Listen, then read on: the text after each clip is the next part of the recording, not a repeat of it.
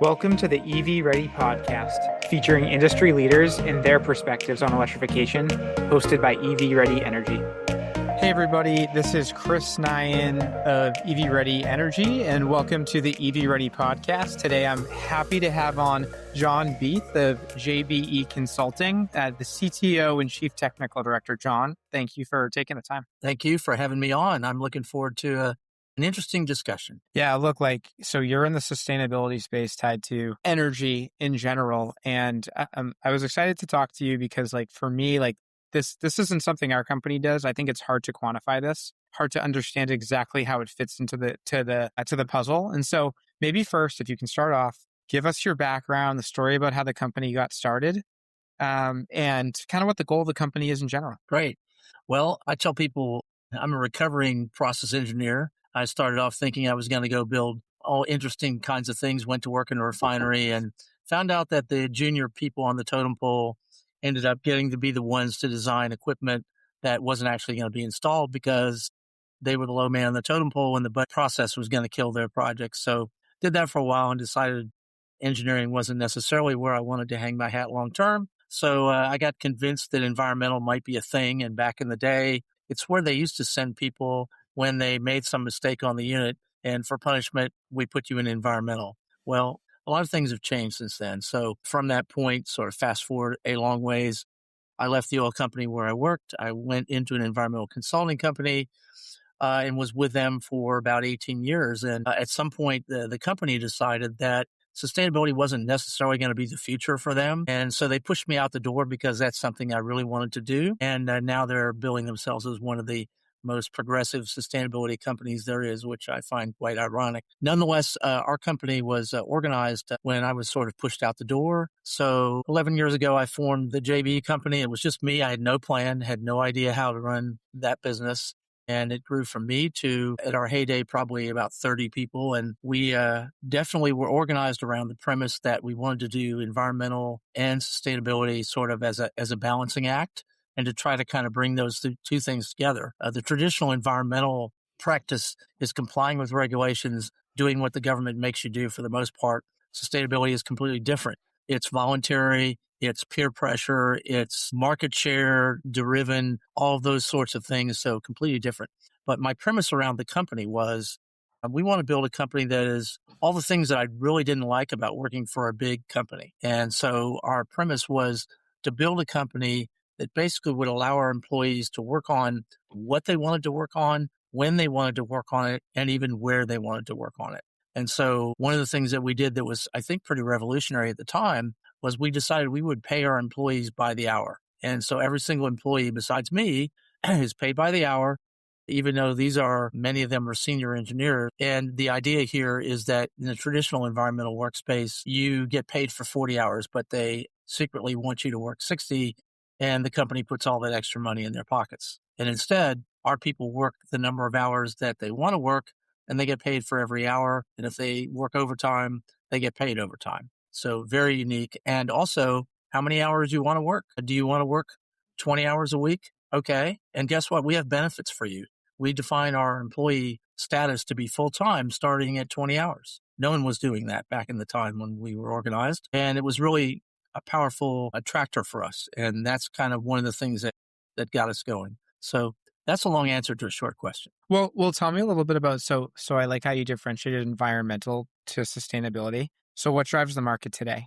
Is it one or the other? And is it state regulation? I'm guessing it's not federal regulation. Well, first of all, it's a global economy. So one of the things that many of our clients deal with is that, yeah, there's the US and the things that are going on there, but there's Europe and there's Asia. And if your company intends to market products from there or receive raw materials from there, then you have to be conscious of the regulations today and the ones as they are coming into play. So back to your question, are the states picking up the ball and doing the things that the feds are not doing? Well, I think it depends on the topic area.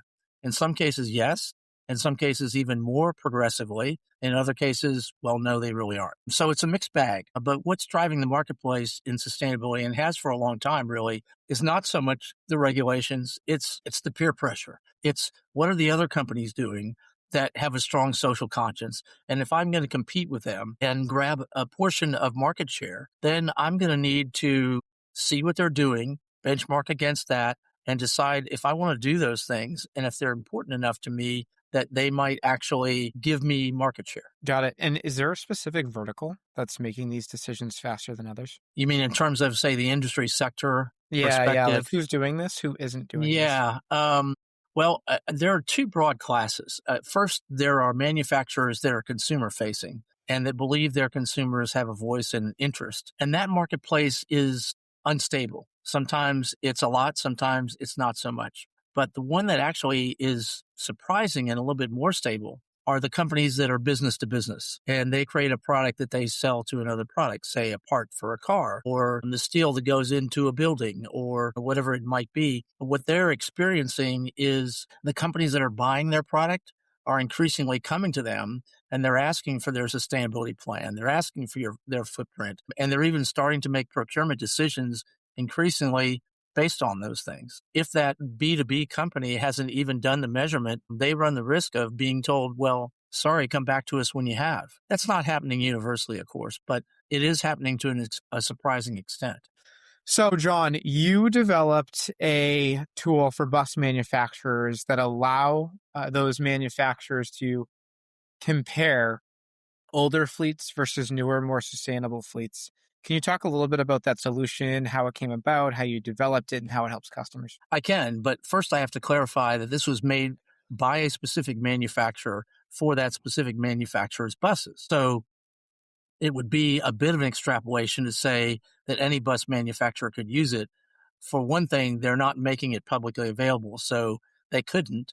But beyond that, it is specific to the exact materials the bus is made of, and how the engines actually have been tested to perform. There actually is a bus testing facility in Altoona, Pennsylvania, that does bus testing and tests almost every commercial bus, at least the ones that are in public service in any way. They're required to go through that emissions testing program. But the way this opportunity emerged, there's a bus company that makes a large portion of the electric buses that are made in the U.S., but they also make conventional diesel buses. They do transit. They don't do school buses. So you'll see these in cities and universities and other places. So the manufacturer came to us as part of some other project work we were doing and said, hey, we have this vision to create this tool for you. And the manufacturer is actually Gillig. They're pretty proud of their buses and they're proud of the way this tool is being used. And it's used with their customers internally, not to compare them to other bus manufacturers, but instead to compare their own fleet options. Hey, I'm thinking about buying a new fleet. What kind of stuff should I consider when I'm going to buy that fleet? So they make diesel, hybrid, CNG, and electric vehicles. And it's depending on where you are, there can be a different decision as to what your fleet might need to be. So this tool allows them to play what if and say, well, I have 18 diesel buses now, and I'm going to buy 16 electric buses and 2 CNG buses. So what would that footprint look like? So that creates a footprint for them to be able to share that. And when that's done, they can play what if with it and say, oh, well, you know what? Maybe the idea of buying those CNG buses wasn't so great. What if I made those EV buses? How would that change? So we worked with the people in the manufacturing facility. This is a cradle to grave footprint that looks at raw materials. It looks at the manufacturing process in great detail.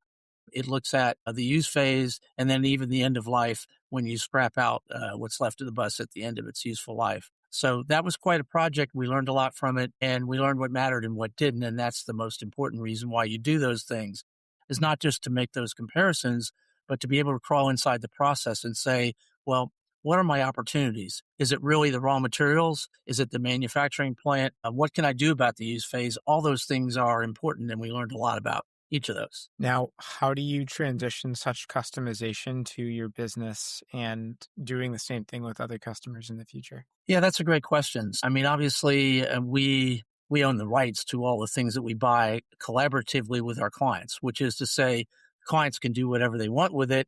We can also do what we want with it, except the data that we create, is not portable to another setting. We would have to create that same data, the sales pitch, if you will, to that other consuming entity, whether they make buses or cars or pickup trucks or whatever they do, is that we've already been down that highway. We already have a frame. We already know where to collect the data. We already know how to analyze it. We already know where the fuel efficiency data is coming from, all those things. So there is a great benefit from engaging somebody who's already been there. That's what consulting is. That's what consultants do. So that's the incentive.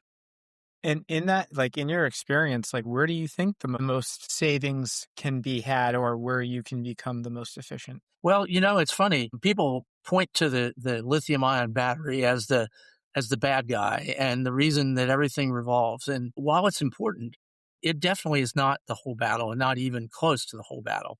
And that's the first thing you learn right off the bat is broaden your horizon, look at more things than just that. And then you might say, obviously, well, so then what? Well, the way the use phase goes about is definitely interesting. And there are two key parts. Where am I going to, let's say I'm contemplating an electric bus.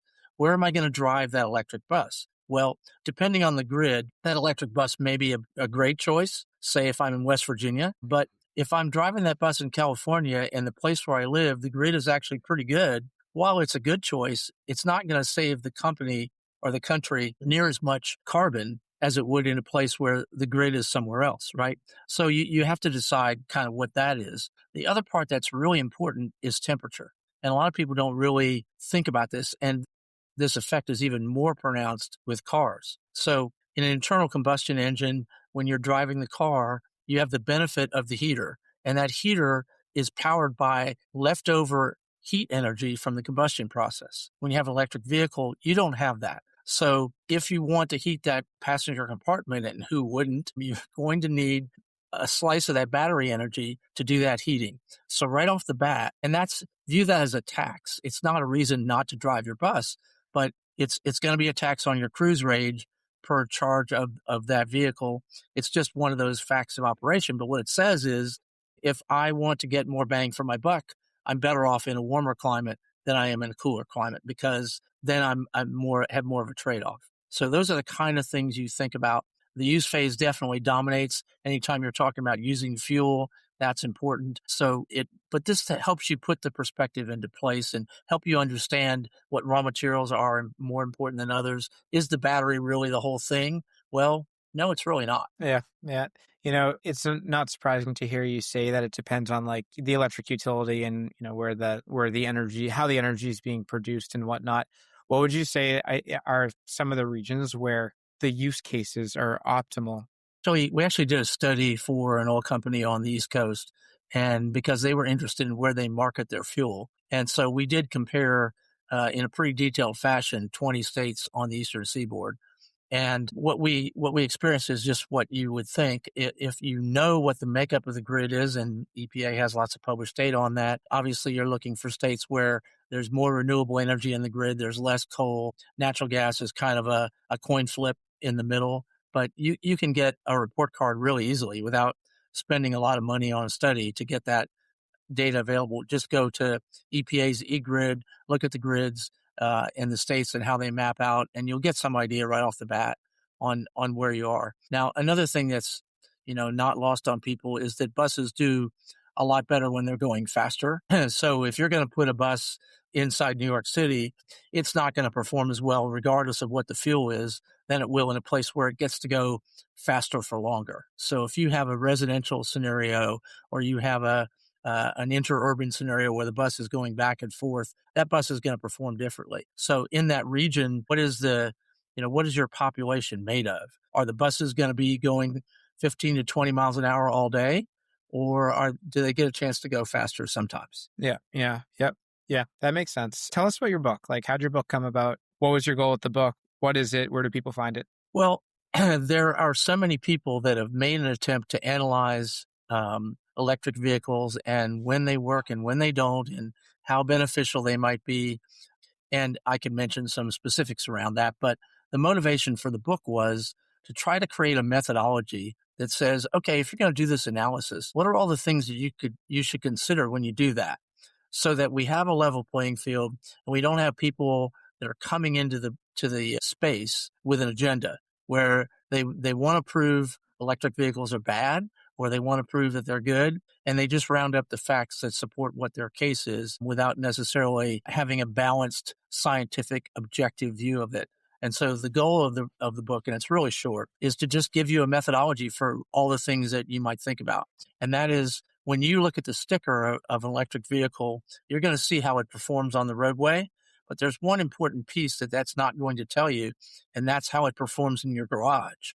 Well, your electric vehicle has to be charged within a certain temperature range. And if that vehicle is too hot or too cold, then you're either going to get a fan or a heating element that's going to be engaged in your vehicle as part of the charging process. So now you're paying a tax that is part of the electrical burden that your car has, but it's not in the miles per gallon, if you will, on your sticker because it doesn't happen on the road.